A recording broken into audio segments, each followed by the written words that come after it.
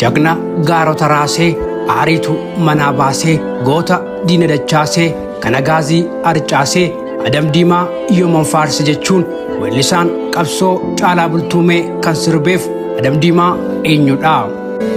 Jagna gaarota raasee aariitu manaa baasee goota diina dachaasee kana gaazii arcaasee adam diimaa yooman faarse. Maqaan dhaloota isaa Adam Ahimad Ali yeroo ta'u caalaatti garuu Adam Diimaa jedhamuun beekamaam. Diinaraas ammoo maqaa qabsoo isaatii. Adam Diimaan bara 1971 godina Harargee Lixaa aanaa Doobbaa Gandaalii Xiqqaa Araddaa Jannataatti dhalatee guddate.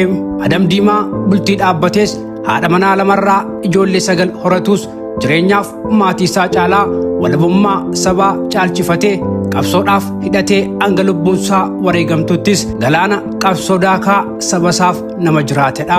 Sirna hamaa ilmaan Oromootti diina ta'e sanatti Adam Diimaa diina ta'uudhaan afaan qawwee isaaniittis innis afaan qawwee galagalchuudhaan sodaa tokko malee xiiqiin lolaa ture. Roorroo sabasaarra ga'u kamuu fincilee mormee lolee lolchiiseetu diina ba'aaf gala wallaalchisee.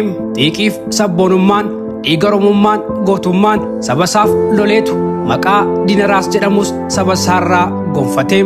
Adam Diimaa yookaan Diinaraas wayyaaneetti dhukkuba sammuu ta'ee bara 1997tti yeroo filannoo bara wayyaaneen korojo'aatti mootummaaf loltoota wayyaanee wajjin lola cimaa walirratti banuun loltoota wayyaanee danuu jilbeenfachiisee. Gaafasirraa jalqabees wayyaanee waliin diina guddaa ta'uun waladamsuu jalqabanii. Wayyaaneen guyya guyyaan loltoota ishee Adam Diimaa yookaan Diinaraasitti ergitus inni garuu injifannoon harka laachisee ofirraa deebisaa ture. Dhukaasa jabaa irratti bananis Diinaraas loltoota wayyaanee haxaa'uun gumaa ilmaan Oromoo baasaa ture.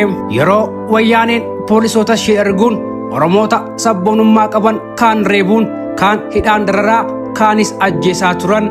Gootichi Diinaraas osoo an lubbuun jiruu saba koo hin fixan jechuun wayyaanee faanas kokkee wal qabee. Yeroo kana loltoonni wayyaanee 50 ta'an isa qabuuf mana isaatti yeroo marsan gootichi Diinaraas garuu tooftaa lolaa isaan hin qabne waan qabuuf loltoota isaanii 2 garanaa garanatti isaan kuffisuun isaan harkaa miliqee deemee. Sabni isaas hidhatee humna wayyaanee akka ofirraa loluuf Diinaraas leenjii hidhannoo barsiisaa tureera. Wayyaanee humna qawweetti amantus baaf gala ishee dhorkeera. Boodarras gootichi Adam Diimaa yeroo Oromoon loltoota wayyaanee naannoo Somaalee poolisii addaatiin ajjeefamutti taa'ee ilaaluu hin dandeenye. Loltoota wayyaanee naannoo Somaalee kanatti dhukaasa banuun lafarraa isaan daguugee. Oromoo sabasaaf gaachana ta'ee dhumaatiirraa isaan baraaree. Diinaraas boodarra harka diinaa bu'uun manadhaatti darbatamus gootummaaf onneesaa sodaan qabne sanaan manadhaa wayyaanee cabsuun miliqeera. Dhumarrattis Adam Diimaa yookaan Diinaraas amajjii 26 bara 2009 loltoota wayyaanee yookaan agaasii faana lola cimaa walirratti banuun baay'ee isaanis madeessuun ijibbaata jabaa erga taasisee booda dhumarrattis ofiisaatis wareegamuuf dirqame. Isa kanaaftu aartistiin qabsoo Caalaan Bultumee gootummaa Diinaraasiif akkas jedhee sirbee. Jagna gaarota raasee aariitu manaa baasee goota diina dachaasee kana gaazii harcaasee Adam Diimaa yooman faarse. Gootonni Oromoof wareegaman hin duune lafeef dhiigni isaanii ilmaan Oromoo miliyoonota keessa jira. Bara baraan seenaa qabsoo uummata Oromoo keessatti kabajaan jiraatuum galatooma.